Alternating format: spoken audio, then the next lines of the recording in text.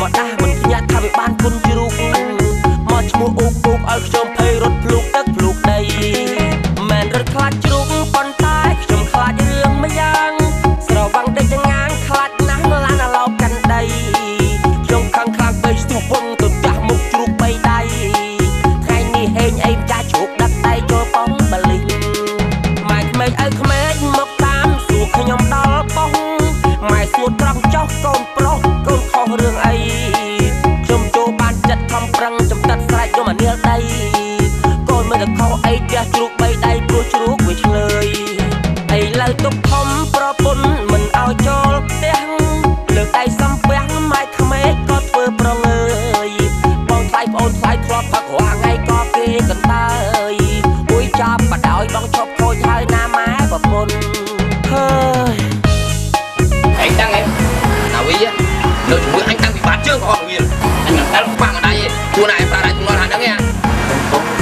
បងទូទៅដល់វិទ្យាខ្លួនឈឺណាស់ទូមកដល់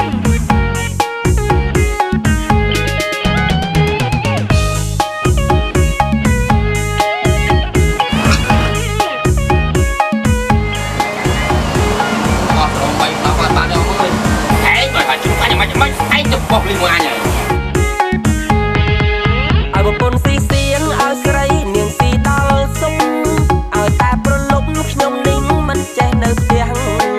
បាយលេបមិនចូលលេបផ្ទះមានតែអួលព្រោះបាយឆ្នាំងចាស់បើបាយក្រៅផ្ទះសូមប្រាប់ថងចោស៊ីមិនឲ្យចាញ់ជ្រូកបើនិយាយរឿងស្វឹងខ្ញុំតែងគង់វិញមិនដឹងអីខ្លួនដេកនៅដីស្រមៃដូចដេកលើពូក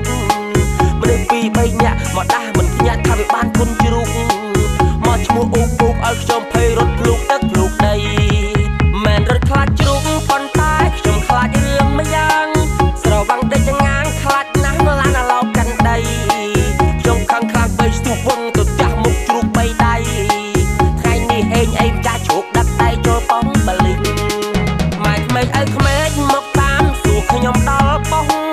ម៉ែសួរត្រង់ចោះកូនប្រុសកូនខុសរឿងអីខ្ញុំចូលបានចិត្តខំប្រឹងចំតិតស្រែកយកមកនាលដីកូនមិនទៅខុសអីផ្ទះជ្រូកបីដៃព្រោះជ្រូកវាឆ្លើយឥឡូវទុកធំប្រពន្ធមិនឲ្យចូលផ្ទះលើកដៃសំពះម៉ែក្មេងក៏ធ្វើប្រងើយ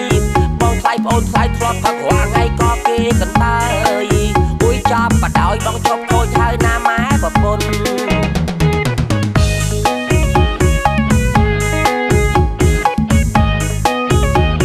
ហើយពិភពលោក